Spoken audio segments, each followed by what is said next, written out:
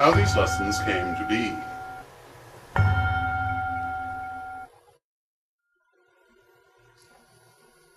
At Candlemas of 1579 Pisces, or AD 1979, the Regent Levita of beloved memory convened the Corellian Council of Elders for what would prove to be a momentous meeting. This meeting ended the beloved Levita's regency and appointed her cousin, Crystal High Corel, as the new head of the Corellian tradition. The elders also appointed Lady Levita's son, Donald Lewis High Corel, as co-head of the tradition. Lady Crystal's first act as head of the tradition was to declare the tradition open to the public, and to inaugurate a series of outreach programs. One of these outreach programs was to be a series of correspondence lessons in Corellian Wicca. Lady Crystal entrusted this project to her new co-head of tradition, Reverend Don, who began work on them at once. Lady Crystal, Lady Levita, and Lady Gloria, then the first elder of the tradition, all took part in the compilation of these first lessons. The draft copy of these lessons was finished and presented to Lady Crystal for her approval by summer of 1586 Pisces, or 1986 AD. But little was done with them. Proposed revisions were delayed by the passing of key members of the tradition, as well as the success of other tradition projects. By winter of 1590 Pisces, or AD 1990, the revisions had been completed, and plans were made to produce both printed and videotaped versions of the lessons. A working relationship was established with Ed Hubbard, who had not yet entered the tradition, and his company, Psychic Services Incorporated, with a view toward producing and disseminating the material. In January of 1591 Pisces, or AD 1991, filming began on the videotaped version of the lessons, only to be halted when Reverend Don suffered a serious accident that would leave him bedridden for months and in recovery for several years. During the first priest's illness, the lessons were set aside, and by the time Reverend Don was again able to turn his attention to the lessons, it was decided that the original materials were outdated and needed a second revision. Work began on the second revision in 1597 Pisces, or AD 1997. Reverend Tracy Loganwood would be instrumental in creating this version of the lessons.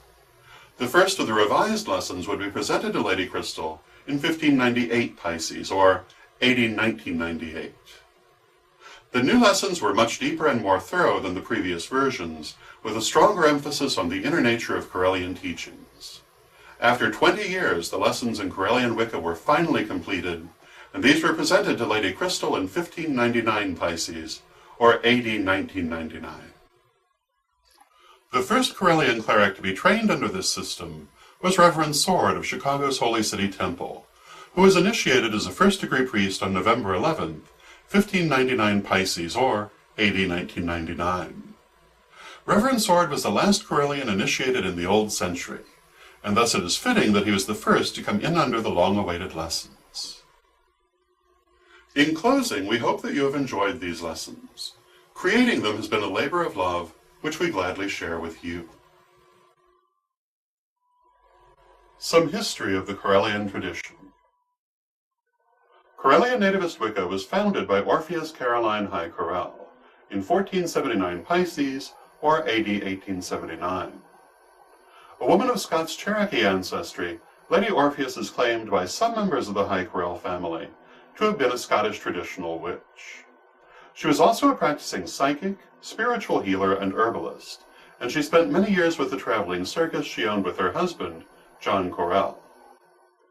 In creating Corellian nativist Wicca, Orpheus Caroline drew upon her Native American heritage, as well as European witchcraft, spiritualism, and Hermetic thought. The early history of the Corellian tradition is somewhat unclear, as at that point familial and religious structures were wholly interconnected. The family followed a very formal matriarchal and matrilineal structure with roots in Cherokee custom. It is from these roots that the current offices of the Corellian tradition derive their form. Lady Orpheus called the tradition simply nativist, and this would remain the tradition's primary designation until the appellation Corellian nativist came about in 1592 Pisces, or AD 1992, or as we more commonly call it today, simply Corellian. Lady Orpheus nativism was a highly political and deeply syncretic form of pagan universalism, one which stressed the need for the world's native or pagan religions to unite in the face of colonial Christianity. Whether Corellianism was originally a branch of what would later come to be called Wicca or not is a matter of debate, as is the origin and definition of Wicca itself. Corellianism's claim to Wiccan status rests both on Lady Orpheus's claimed Scottish traditional lineage and on her Araudian lineage, which she acquired in 1504 Pisces, or AD 1904, through Lydia Becket, a student of Charles Leland. There have been many changes instituted in the tradition over the years, particularly in the Council of 1579 Pisces, or AD 1979, and the Council of 1592 Pisces, or AD 1992, both of which struggled with adapting the tradition's forms to the modern world and with the needs required for a public tradition. Current structure of the Corellian tradition. Outer Court. The term outer court refers to those members of the tradition who are not initiated clergy. The Corellian tradition maintains a strong commitment to its outer court members. We believe that not everyone needs or desires to be part of the clergy, and we think that there is much the tradition has to offer to and gain from its outer court members. Inner Court. The term inner court refers to the initiated clergy of the tradition. These are the people who have made a full commitment to the spiritual path, who have pursued and received initiation, and who thus form the tradition's spiritual core. It is the inner court that gives the tradition shape and structure. Inner court members may be any of the following. Dedicant. A dedicant is a person who has made a formal commitment to study for initiation into the first degree of clergy. Usually, this period of study lasts for a year and a day.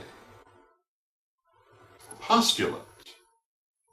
A postulant is a person who has completed the requirements for initiation as a first-degree priest or priestess, but has not yet received the actual initiation. First degree. The first degree priest or priestess is the base level of the Corellian clergy. The first-degree priest or priestess should be familiar with the details of the Wiccan faith and have a thorough grounding in Wiccan philosophy and traditions. He or she should be able to answer most questions about Wicca on a practical as opposed to philosophical level. The first-degree priest or priestess should be able to take most roles in ritual with reasonable confidence. Second degree. The second-degree priest or priestess should be able to take any role in ritual and answer most questions about Wicca, whether practical or philosophical. He or she should be able to manipulate energy in ritual and other settings with reasonable competence. The second-degree priest or priestess should be familiar with most Wiccan rituals and techniques, and should be able to undertake them without direct guidance. Third degree. The third-degree clergy form the high priesthood of the tradition. A third-degree high priest or high priestess should be able to answer all questions about Wicca and to facilitate all Wiccan rituals met with in the ordinary service of a temple. He or she should be competent in energy work and should be able to deliver an oracle or spirit message and perform the ceremony of drawing down the moon. Director. A member of a temple's board of directors is called a director. Directors are involved in major decisions affecting the temple, leaving the daily administration of the temple to the temple heads. The temple directors, functioning pretty much as any board of directors might, decide questions of importance by vote. Temple head. The chief priest or priestess of a temple is normally considered the temple head. Temple heads may be nominated by the temple directors, but they are charted by the heads of tradition, who alone have the right to affirm or deny this rank. A temple head is responsible for the day-to-day running of the temple, as opposed to the directors, whose responsibility is not as specific. It is also the right and responsibility of the temple head to represent the temple in meetings of the Wittan Council, which meets when needed to advise the tradition heads in matters of national and international importance. A temple may also have a co-head who shares the authority of the head of temple. This is often the case when there is both a chief priestess and a chief priest. Unlike the head of temple, who may only be chartered by the heads of tradition, A co-head of temple may be appointed directly by the temple head. The co-head of a temple is also considered a member of the Witan Council, but the temple will still have only one vote. Tradition leadership. Witan Council. The Witan Council is an advisory body that may be convened to advise the tradition heads on matters of national or international importance, and it plays an important role in matters of succession. The Witan Council is composed of the Karelian tradition's temple heads from around the globe, elders, officers, and other notables, as well as the tradition heads themselves. Elders. The Council of Elders is an advisory body made up of highly respected members of the tradition. It might be described as the cabinet of the tradition, as it is a council whose non-binding opinion helps shape tradition policy. Recognition of elder status requires nomination by a member of the Council of Elders, as well as confirmation by the tradition heads. First Elder. The first elder of the tradition is the principal advisor to the tradition heads, as well as to the tradition as a whole. The first elder is chosen by the tradition heads and is the philosopher laureate of the Karelian tradition. Tradition heads. The first priestess and first priest of the tradition are the tradition heads. The principal responsibilities of the joint heads are 1. To form global policy for the tradition. 2. To facilitate international communication and networking within the tradition and with other traditions. And 3. To handle the day-to-day running of the tradition, such as the chartering of temples, affirmation of temple heads and elders, and so on. The first priest acts as chairman for the Witan Council when it shall be invoked. He is responsible for coordinating relations between Karelian temples, for the tradition's relations with other Wiccan and pagan traditions, and for maintaining the tradition's history, internal records, and publications. The first priestess is responsible for maintaining the sanctity of the Karelian tradition and its connection with the ancestors and the divine. The initiation of all priesthood, temples, and orders ultimately derive authority from this sanctity, and thus from the first priestess. Chancellor. The chief executive officer for the Karelian nativist tradition is the Chancellor. The Chancellor is responsible for the day-to-day running of the tradition and the administration of all records and legal matters. The Chancellor is the deputy of the leadership of the Karelian tradition and represents its interests. The Chancellor is the principal authority and final court of appeals for all matters in relation to the administration of the tradition. The office of Chancellor must be filled by one of the joint heads of the Karelian tradition, but it may be filled by either the first priestess or the first priest. In the event that the joint heads cannot agree on which should act as Chancellor, the matter will be resolved by a vote at the Karelian Council of Elders. Once filled, the office is understood to be held for life. The office of Chancellor was established for the first time in the year 0 Aquarius, or AD 2000. Okay, now what? Now that you've finished these lessons, what do you do next? Well, that's really up to you. Successful completion of these lessons opens up several options to you within the Karelian system.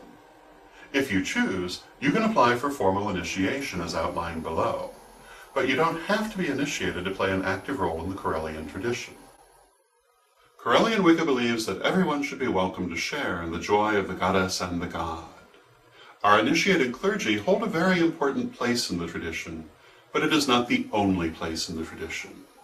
You may also choose to forego formal initiation and become an outer court member of the tradition instead. Initiated clergy form the inner court of the Karelian tradition, while the outer court is composed of people who are considered full members of the tradition, but who, for whatever reason, have chosen not to pursue clerical initiation. Lay believers, if you will. The Karelian tradition recognizes that not everyone has the time or inclination to follow the path of clerical initiation, and thus that providing a role for our outer court members is very important. Of course, you may simply choose to take what you've learned from these lessons and continue on your own way, with no further thought of or connection to the Karelian tradition. And we honor this choice too for those who make it. We have chosen to make these lessons easily available to seekers because we believe that the knowledge they contain is important and worthwhile, and we rejoice for any person who derives benefit from the lessons, whether that person will have any further connection to us or not. Outer Court Membership. You may be asking yourself, if I wish to enter the Correllian tradition but do not wish to become initiated clergy, what do I do? We welcome all people of goodwill. We believe that there should be a place at the table for everyone. Our initiated clergy is important to us, but so are our sisters and brothers in the outer court. Anyone can adopt Correllian beliefs at will and consider themselves to be Correllian in an inward sense. But to be recognized by the tradition, you must do the following. 1. Register with the Correllian tradition so that we will know who you are and can confirm your formal recognition. 2. Perform the outer court dedication ceremony. The instructions for this ceremony are in Appendix A. You may perform this ceremony for yourself, or if you have access to other outer court Correllians or to initiated Correllian clergy, they can help you to perform it. Recognition by the tradition makes you a formal member, and means that should your membership ever be questioned, the tradition will vouch for you. This is particularly important if you wish to attend members-only events, or take advantage of members-only offers that may be made available by individual temples or by the tradition itself. To register with the tradition, go to www.correllian.com and click on Applications. This will take you to an application form for outer court membership, which you can fill out. After filling out the form, you should hear back from the tradition in general on the next day. Once registered, you will receive confirmation by email along with a PDF certificate attesting to your status as an outer court member. And because you are registered in our membership lists, we will be able to vouch for your status even if you lose this paperwork. Upon acceptance, you will be registered with the tradition and entered into our membership lists. These lists are strictly confidential and are only used by the tradition itself. Once registered, your name will be given to the first priestess, who will enter it into the Book of Life. The Book of Life, kept in the possession of the Correll Mother Temple, contains the names of all recognized members of the Correllian tradition, past and present. It must be noted, however, that we do reserve the right to refuse membership to anyone, although we rarely do so. What if I do want to be initiated? These lessons have been made available with the expectation that most of the students taking them are ultimately seeking initiation. Completing the lessons is not, however, the only thing required for initiation. The tradition itself requires additional studies, notably courses in Correllian philosophy and Correllian ministry, as well as studying the 5 mystic secrets. Also, individual Correllian temples often have further requirements of their own. There are several formats under which these studies may be completed. You may study through a member temple or shrine of the tradition, or a recognized Correllian study group. You may study with an individual member of the Correllian High Priesthood, either in person or through correspondence courses. Or you may study online with one of our teaching partners, like www.witchschool.com. In any event, you will receive personal guidance from your teachers or mentors. When you successfully complete your studies, they will guide you through the process of becoming initiated. Initiation may be accomplished through a self-initiation ceremony, or through a real-time initiation ceremony at a local Correllian temple, or at Correllian gatherings, such as the lustrations, which are held twice yearly. Many people who do not live near a Correllian temple will choose the self-initiation and then follow up with a real-time initiatory confirmation ceremony when they're able to get to a temple or event.